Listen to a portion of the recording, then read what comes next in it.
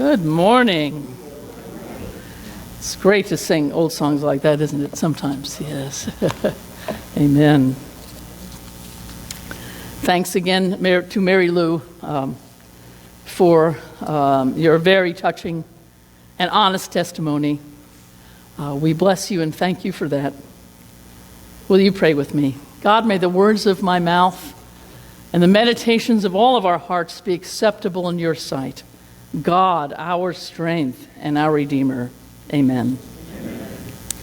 This morning's gospel lesson from the Gospel of Mark has a powerful message. Jesus cannot completely heal the blind man on the first try. Even taking him out of the village, away from distractions, putting saliva on his eyes, even this unusual method does not completely work the first time. Jesus has to lay hands on him again. Healing, sometimes even for Jesus, is not a one-time event, but a process. It may mean, Mary Lou, you know this, trying again and again. I have a friend who is a recovering alcoholic who told me she tried 6 times to get sober, going into rehab, attending meetings, and failing. The 7th time it took. By the grace of God, she was able to get sober and stay sober for 30 years, one day at a time. She told me, I am so glad I did not give up after the 6th time. Amen. Recovery, whether in AA, Al-Anon, NA, OA, or other groups, is a process that takes a lifetime, but it is lived one day at a time. Can I get an amen? Amen. Recovery is also a spiritual process, surrendering to a higher power. Here in this church, we call that higher power God, Yahweh. We know that God in Jesus. But whatever you call your higher power, you are welcome here. We live in a culture and a world where addiction is everywhere. There was a time when there was little understanding of addiction as a medical, psychological, familial, and chemical issue. It was considered simply a moral failing.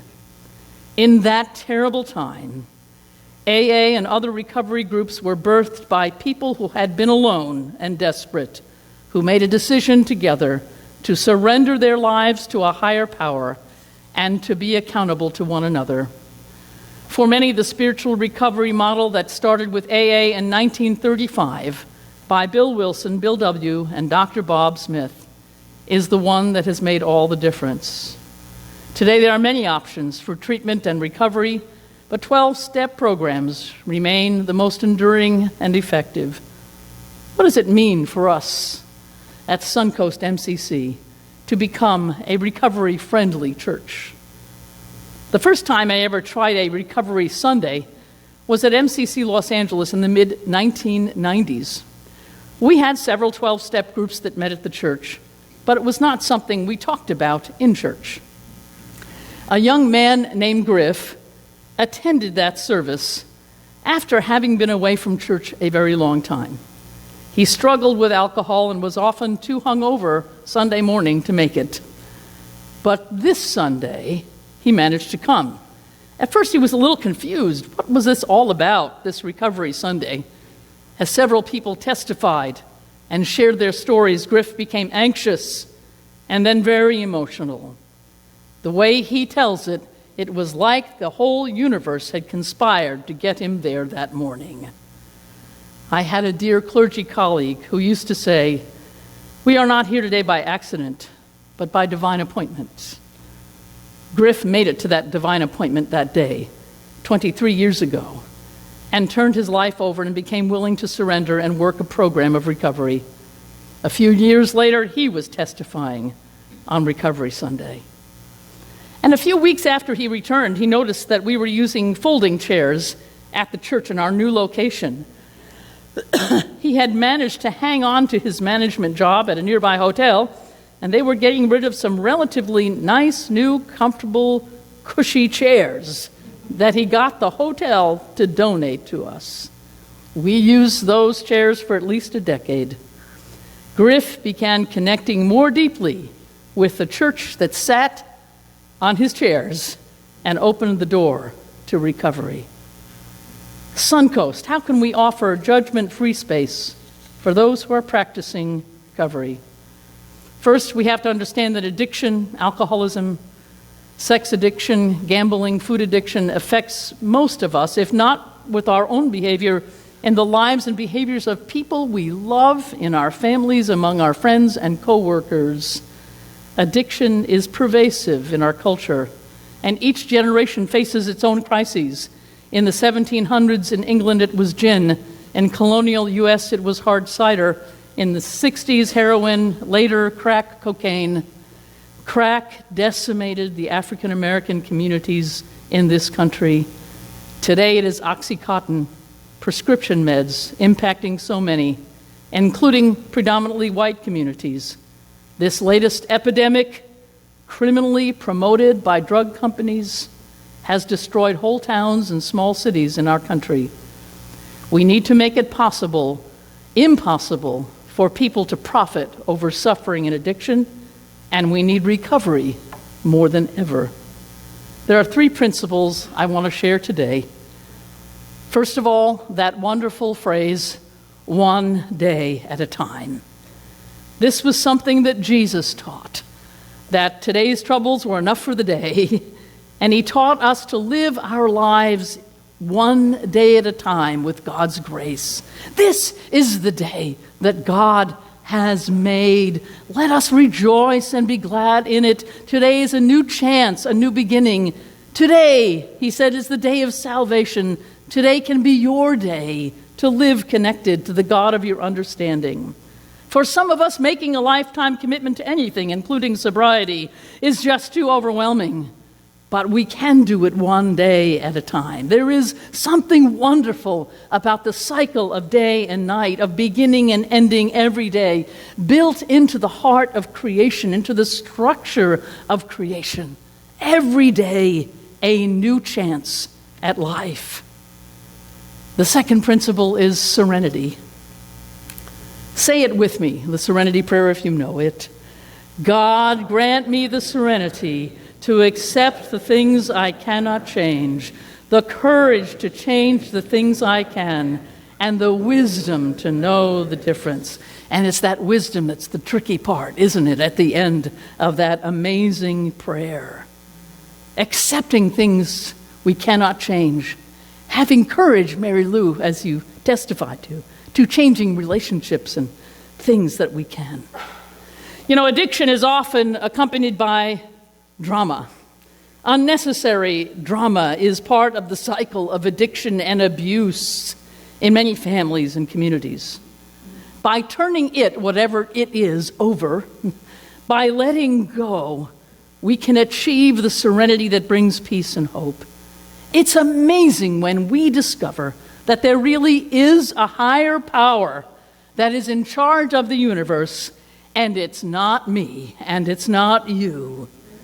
There is a higher power in charge of the universe, and it's not me, and it's not you. Thank God there's a God who is a higher power. I thank God for the gift of recovery in my own life. I was 27, and I met my wife, Paula Shaneweather, 42 years ago. She came from a family that had issues with alcoholism, and she got sober just a few weeks after we met, and I won't steal her thunder or tell her story entirely. She did say, though, that she thought she needed to be sober for this relationship somehow. So,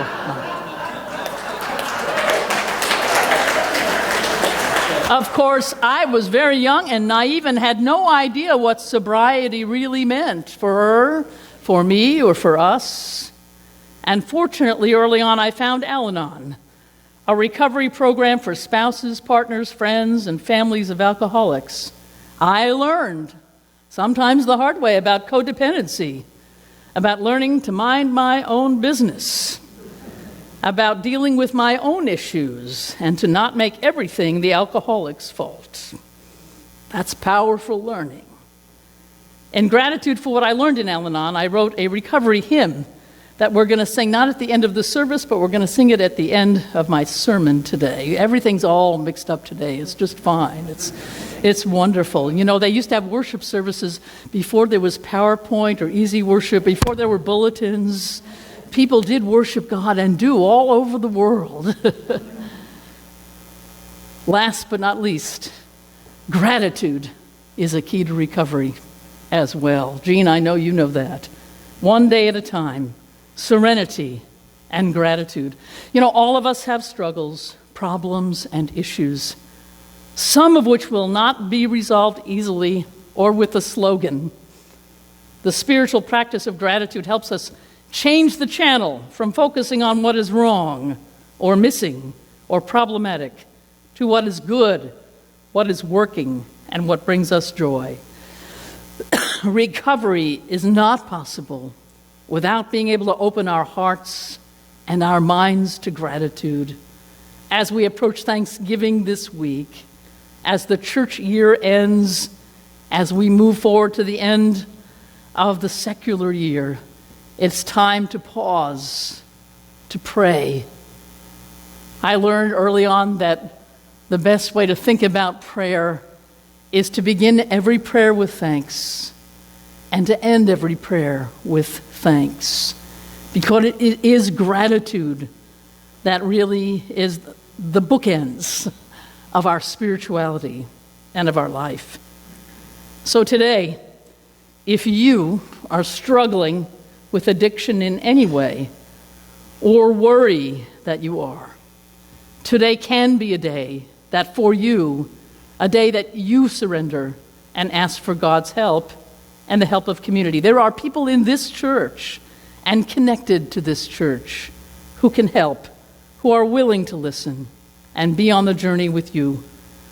Today, if you are someone who worries about a loved one, who can't stop worrying about them, who finds yourself angry, resentful, or in pain because of someone else's behavior, today may be your day to get support, love, and help. There are people in this church, connected to this church, who can help you. Some of the bravest and most spiritually grounded people I have ever met in my life have been those who chose the path of recovery, or who found the path of recovery choosing them, one day at a time. They changed my life. They have blessed and changed every church I have ever served, including this one. And let the people say, Amen. Amen. And now I'd like you to rise as